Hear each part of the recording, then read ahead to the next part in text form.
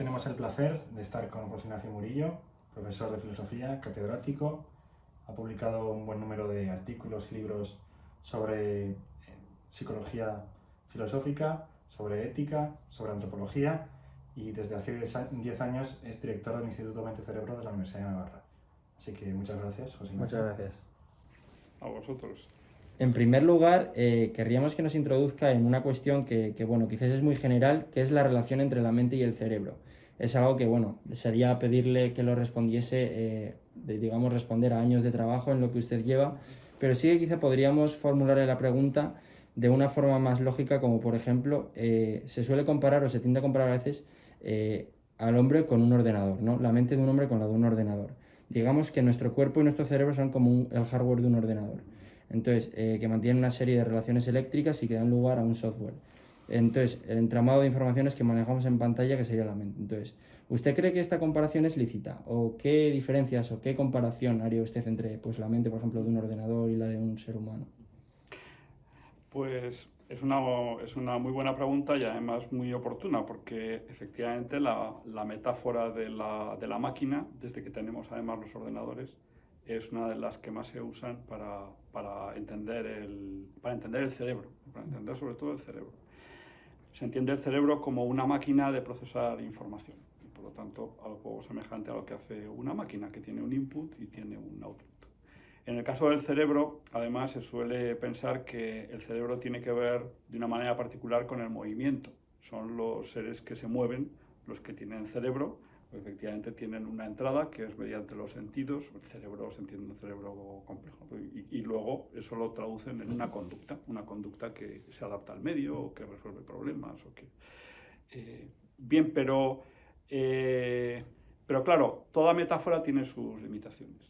Y en este caso las limitaciones son tan fuertes que más bien esta comparación induce al error, ¿eh? Y además a un error que en nuestra época es especialmente peligroso. ¿Por qué? Bueno, uno de los puntos ciegos, digamos, de nuestra cultura es la incapacidad para distinguir un ser vivo de una máquina. Y me parece que no es una distinción un poco relevante.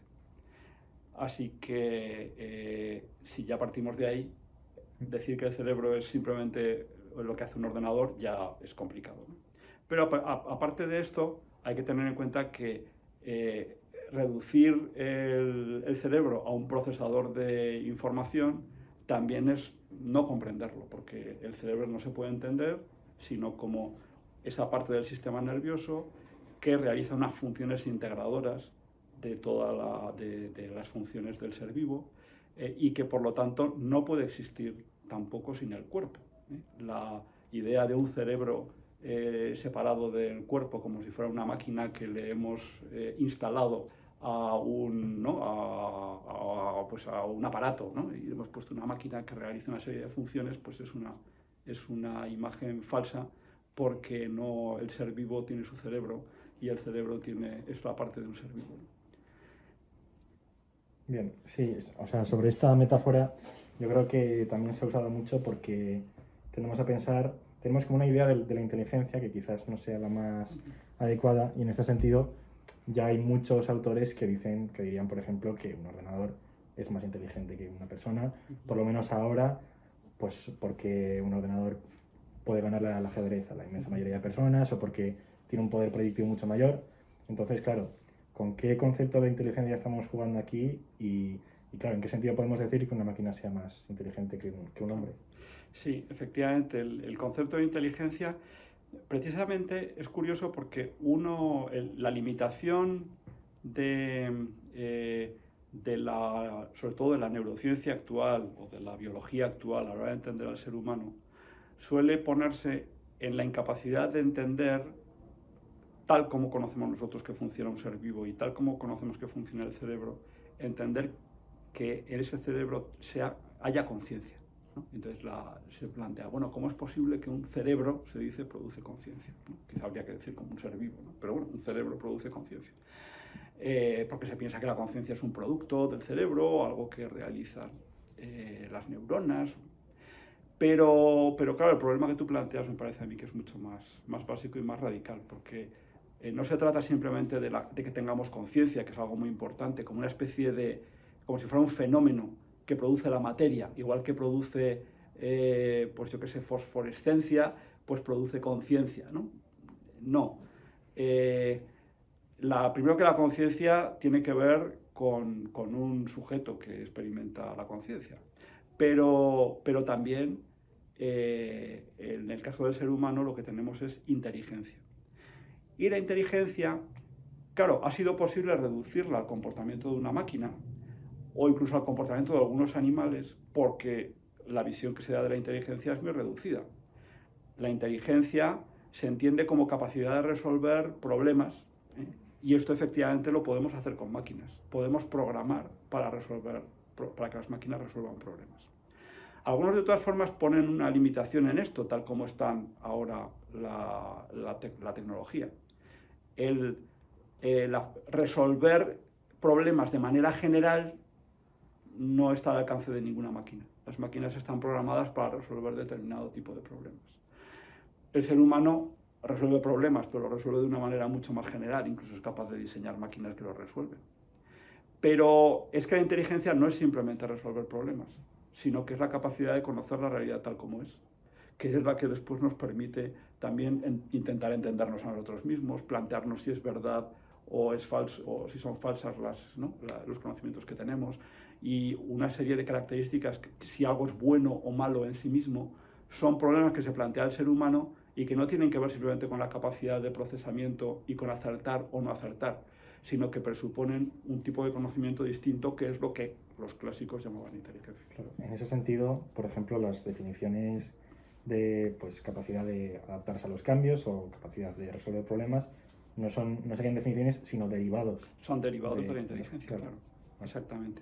Es decir, alguien que es inteligente tiene capacidad de adaptarse, tiene capacidad de resolver problemas, pero una persona, un ser inteligente, tiene también capacidad no solo de resolver problemas que ya están prefijados, sino de descubrir problemas nuevos, porque es capaz de proponerse fines, que es lo que las máquinas no son capaces de hacer, ¿no? Las máquinas son medios, son instrumentos muy sofisticados, pero para resolver fines predeterminados.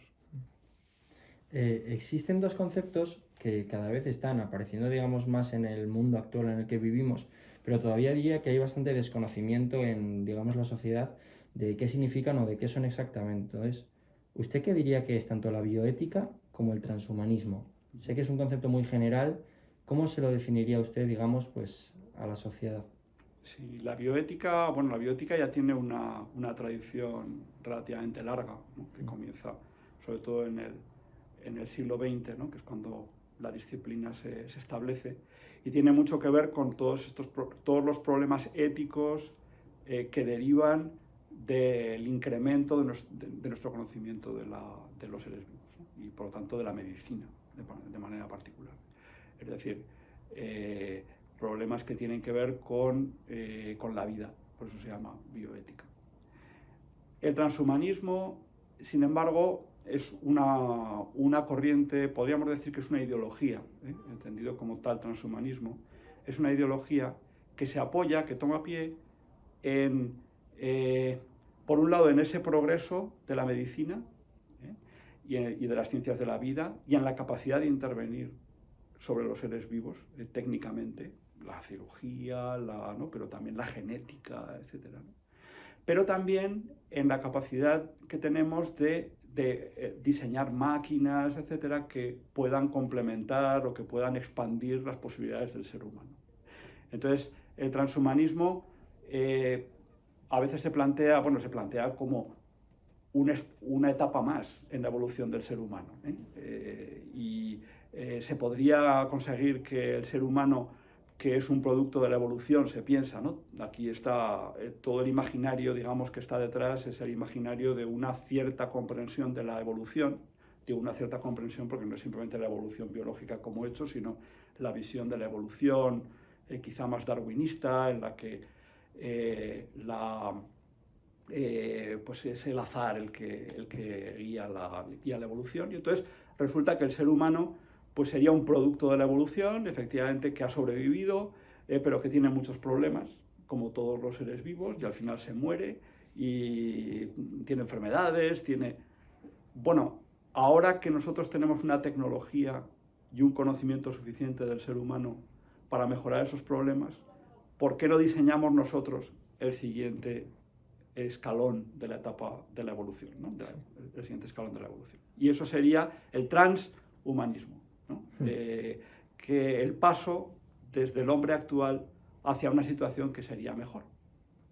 Claro, entonces el transhumanismo en realidad, como toda ideología, también tiene un relato, plantea una narrativa, incluso histórica, podríamos decir, como considera que la evolución pues, es un proceso necesariamente lento, con sus errores, cruel muchas veces, pues pretende pues eso, meterse y manipular esa evolución para que tienda a sus fines. Entonces, en ese sentido, podríamos decir que en realidad el transhumanismo, primeramente, reniega de la naturaleza, o por lo menos quiere hacer una nueva naturaleza, y eso a mí me parece que plantea primero una paradoja y luego una pregunta. Una paradoja que es que, claro, al final los transhumanistas se declaran materialistas, pero quieren superar esas limitaciones que impone la materia, y por otro lado también está pues ese paraíso terrenal del que pueden hablar, ese fin de los tiempos, que es un poco escatológico, irónicamente, y entonces, claro, la pregunta sería, ¿cómo es ese paraíso terrenal? Claro. Sí, efectivamente. Estas son preguntas que se pueden hacer al transhumanismo, que hay que decir que el transhumanismo también forma parte de una visión más amplia que se suele llamar el posthumanismo, y que lo hay de distintos tipos. El transhumanismo, normalmente los que se consideran transhumanistas son una forma de posthumanistas, es decir, piensan que habrá algo mejor que la naturaleza humana y aspiran a eso, pero quizá por medios distintos. Hay un tipo de posthumanismo que se apoya en la crítica la crítica cultural, ¿no? Digamos, o sea, piensan que la noción de naturaleza humana y la noción de humanidad es un constructo que hay que criticar y liberar al ser humano de la idea de humanidad. Y eso, por supuesto, también implica pues darle más posibilidades tecnológicas, etcétera, ¿no? Liberarlo de unos condicionamientos que nosotros consideramos lo natural entendido como lo normativo. Cuando uno ve ese tipo de posthumanismos, pues ve que están basados en determinadas, pues la filosofía postmoderna, en crítica, ¿no?, postmarxista, etcétera, ¿no? Pero estos también son posthumanistas. El transhumanista típico, sin embargo, yo suelo decir que es como la versión liberal del posthumanismo, porque se centra más bien en los recursos que cada individuo tiene a su disposición para hacer de su vida lo que quiera. Y lo que intenta es, con una gran confianza en la tecnología, una confianza desmesurada, que es curioso porque en algunas zonas de Occidente pienso que en Europa esa confianza en la tecnología no es tan grande como en los lugares donde más ha arraigado el transhumanismo, que es en los países, en Estados Unidos y en Inglaterra. Digamos, quizá las experiencias que hemos tenido, ¿no?, con el progreso, el pretendido progreso que ha generado muchos problemas, pues nos hacen un poco más cautos, mientras que en algunos sectores de la sociedad anglosajona hay una gran confianza en las posibilidades de la tecnología para conseguir la felicidad. Y eso es lo que hacen los transhumanistas, ¿no? Decir, bueno, vamos a, por supuesto, liberarnos también de la noción de naturaleza humana, porque no tiene ningún sentido en este caso. La naturaleza humana es simplemente un hecho, y es que somos como la naturaleza nos ha hecho, ¿no? Pero ahora nosotros vamos a hacer de cada uno de nosotros lo que queramos, ¿eh? Y para eso, pues vamos a modificar la genética si es preciso, pero también vamos a hibridar el hombre con la máquina, vamos a intervenir sobre la vida para manipularla y quitarle sus defectos. Se puede convertir también en una pseudo-religión, ¿no? Por supuesto, y de hecho, algunas veces cuando escuchas discursos transhumanistas te das cuenta de que hay una mentalidad casi religiosa y muy, pues eso, la búsqueda de un paraíso, de un destino final que es casi transhistórico, ¿no? No es transhistórico, sino que se piensa que se puede conseguir con las fuerzas humanas. Se ha señalado algunas veces que la idea del transhumanismo también tiene de alguna manera raíces en una cierta comprensión de la teología cristiana, porque la teología cristiana ha planteado la idea de que el hombre puede aspirar a ser más que hombre, ¿no? Puede aspirar a ser Dios. Y de hecho, pues así el cristianismo se apoya en esta idea, ¿no? en la afirmación de que Dios se ha hecho hombre y de que el hombre está llamado a ser Dios, ¿no? Y de hecho hay estudios que comparan el transhumanismo o ven sus raíces en determinadas visiones, sí, ¿no? de la patrística, de los padres de la Iglesia, como la primera idea de que, bueno, no estás condenado, entre comillas, a ser meramente humano, sino que en ti hay una posibilidad de ser más que humano. Por supuesto, es una secularización de esta idea, ¿no? Yo, de hecho, tengo entendido que la primera vez que se acuña el transhumanar es en la Divina Comedia de Dante, pero claro, con una visión pues, totalmente cristiana. Totalmente cristiana. Sí. Así es. Vale, y la siguiente sería, ¿cuáles son las implicaciones morales de métodos de modificación genética, tales como la conocida técnica de CRISPR? Bueno, ha habido mucha discusión en torno a esa técnica porque efectivamente es una técnica muy sencilla de manipular los genes y se puede utilizar para cosas muy buenas, para cosas muy útiles. Pero cuando intervenimos sobre el genoma hay que tener en cuenta, primero, que el genoma es muy complicado. Muchos rasgos humanos no se deben solamente a un gen. Si lo que queremos es curar una enfermedad, pues quizá en alguna ocasión podemos intervenir sobre un gen, ¿no? Pero cuando queremos mejorar al ser humano y queremos alterar sus rasgos, hay que tener en cuenta que estamos ante una realidad sistémica que los cambios que producimos por un sitio pues pueden tener efectos perversos por otro, ¿no? Los seres vivos tienen un equilibrio que si lo alteras puede generar problemas. Y lo que puede parecer una mejora en un aspecto se convierte en una enfermedad en otro, o se convierte, ¿no? Sí.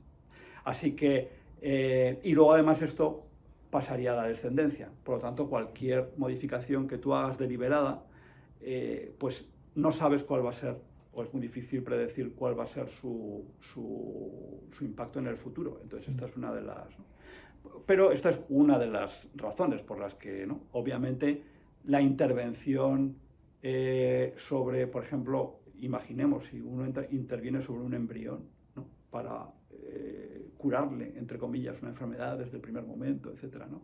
Y dices, bueno, primero esa intervención ya presupone un contexto tecnológico, pero también puede dar lugar a una idea de que el ser humano es un producto. Y esto es algo que va contra la dignidad del ser humano. Por lo tanto, otro problema que pueden tener estas técnicas si se usan de manera abusiva. Hay una cuestión sobre la que quizás nos pueda iluminar, que es la relación entre que se suele hacer desde una perspectiva más clásica entre corporalidad y corporeidad. Entonces, podría decirse que desde una ontología personalista, pues la corporeidad remite a esa conexión que hay entre alma y cuerpo, y sobre todo que no es que tengamos un cuerpo, sino que lo somos, y que ese cuerpo pues tiene la potencialidad de expresar nuestra identidad más profunda. En ese sentido, el transhumanismo como que se queda solo con la corporalidad, y a mí me parece que, irónicamente, aquí los materialistas somos nosotros, pero en un sentido sano, en un sentido bueno, mientras que los transhumanistas pues tienen la sensación como de que somos más que nuestro cuerpo, y de hecho tanto es así que vamos a acabar superándolo y superando todas las limitaciones, porque pues esa es la visión. Entonces, ¿usted qué diría frente a esto y qué rescataría de ese materialismo sano, aristotélico, tomista, frente a esta visión transhumanista? Sí, en estas visiones transhumanistas muchas veces subyace, o pienso que todo el planteamiento subyace un dualismo muy drástico, en el que se presupone que el ser humano es su conciencia, aunque esa conciencia se considere que está producida por la materia, pero lo específico del ser humano es su conciencia, y su cuerpo simplemente es una herramienta, una herramienta para conseguir, para satisfacer sus deseos, ¿no? Y sus objetivos, ¿no? Y claro, esto es eliminar el cuerpo de la condición humana, pues es una amputación. Bueno, no es una amputación, más bien es una aniquilación, porque los seres humanos, como tú bien decías, somos seres corpóreos, ¿no? Somos un animal que también es inteligente y que es consciente y que somos persona, pero somos un animal y tenemos un cuerpo. Y como tú decías, efectivamente, o sea, si buscamos una alternativa al transhumanismo, es decir, si intentamos recoger el testigo de los desafíos que plantea, porque podríamos hablar de cuáles son las cosas positivas en las que se apoya el transhumanismo, pero sin que eso signifique destruir al ser humano, sino realmente mejorarlo, pues tenemos que partir de la afirmación de la condición humana, que es tal como tú la describías. Sí, sí, sí. Vale. En relación al tema de instrumentalizar el cuerpo, ¿usted cree que con todos estos cambios que se están llevando a cabo como medidas pues, de cambiar el ADN de las personas pueden llegar a instrumentalizarnos a nosotros como seres humanos? Porque, por ejemplo, sí que es cierto que se ha utilizado el tema de estos avances o estas medidas pues, para solucionar problemas como, por ejemplo, las prótesis, que al final son pues, simplemente pues, para que las personas puedan llevar una vida mejor. Pero pues, esto puede avanzar, como han avanzado otras muchas cosas, con el tiempo, y puede llegar a un punto en el que, por ejemplo, pues queramos tener un hijo rubio y podamos hacerlo.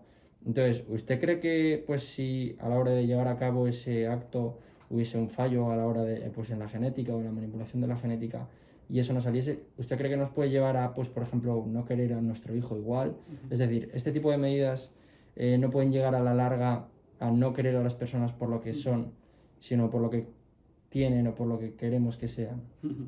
Sí, ahí está claro que lo que uno se tiene que plantear es cuál es la actitud que merece un ser humano, ¿no? Le decimos que los seres humanos, si queremos tratarlos adecuadamente, tenemos que respetarlos. Pero quizá habría que decir más básicamente, porque así es como ocurre en el caso de todos nosotros, lo adecuado con un ser humano primero es aceptarlo. Y de hecho, también esto es algo que está bastante difundido en algunas visiones incluso de la paternidad, que se han convertido en una especie los padres entienden de alguna manera, primero como que encargan algo, ¿no? Esto se ve bastante a veces por ejemplo, en las técnicas de reproducción asistida, que están muy difundidas por distintas razones. Pues hay un tanto por ciento apreciable de los niños que nacen ahora que nacen por las técnicas de reproducción asistida. Y en este caso, la tecnología es tan invasiva en el nacimiento de un ser humano que cabe, además, la selección, ¿no? Y está como, claro, yo he pagado para conseguir un resultado. Por lo tanto, el ser humano aparece, aunque no lo quieras, como algo que has comprado, algo que has pedido, ¿no? Y eso es un problema porque desdibuja la relación natural, la relación sana con los seres humanos, también con los hijos. Es verdad que luego, pues efectivamente, cuando el hijo llega, se puede decir que los padres, pues, pero algo queda en el proceso y en parte, claro, no es lo mismo el haber deseado a un hijo que simplemente haberlo aceptado tal como es, ¿no? Como tú decías, cuando viene con defectos, cuando viene, ¿no? Te planteas el problema, dices, bueno, me han estafado. Sí. Y sin embargo, pues mira, esto es lo que es, ¿no? Sí, esto recuerda un poco a la película Gattaca, que no sé si ha visto, Sí, claro. incluso, bueno, hay un documental, La teoría sueca del amor, en la que se enseña que pues, en Suecia se hace algo parecido, en el sentido de que hay un banco de semen en Dinamarca, desde el que se pueden hacer pedidos como si fuese una especie de Amazon, viendo quién quiero que sean el padre, ¿no? Entonces pides la muestra, te la envían por correo y la mujer, pues independiente, o sea, normalmente soltera, pues puede tomar la muestra y tiene unas instrucciones para cómo hacerlo todo. Y bueno, o sea, yo creo que esto también tiene como una especie de trasfondo de qué noción tenemos de felicidad aquí. En la propia película de Gattaca se veía que claro, el débil, ¿no? El débil no puede ser feliz, el que tiene limitaciones no puede ser feliz.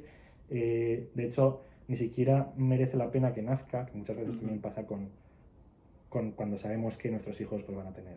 Imagínese síndrome de Down o así, mucha gente tiene la impresión de que es mejor que no nazca porque va a sufrir. Porque Sí, ¿Qué podría decir sobre esto? Claro, pero esa es la mentalidad que se genera cuando empieza esa pendiente, digamos,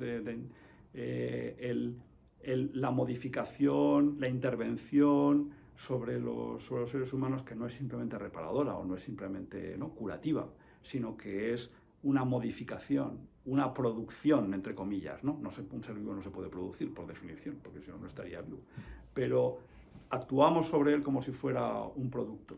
Y entonces nos encontramos con que poco a poco vamos concibiendo al ser humano de esa manera, ¿no? Como si la felicidad o la dignidad de la vida dependiera de las posibilidades que nosotros juzgamos que tiene, porque luego resulta que podemos decir, no, es que mi hijo para que sea feliz tendría que ser muy inteligente.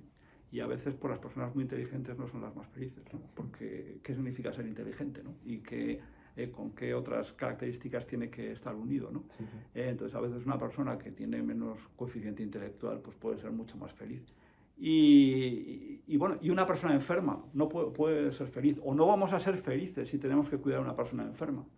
La experiencia dice que aceptar a una persona, ¿no?, con sus deficiencias, pues es algo que muchas veces hace felices, bueno, a las personas que lo llevan a cabo, ¿no? Porque es que la persona está más allá, digamos, de su rendimiento, ¿no? Que es la mentalidad que se genera en esta visión productiva del ser humano. Sin embargo, los tres principios básicos del transhumanismo, no sé si lo digo bien, corríjame, pero yo creo que son super bienestar, super longevidad y super inteligencia, puede ser. Claro, ahí vemos el problema.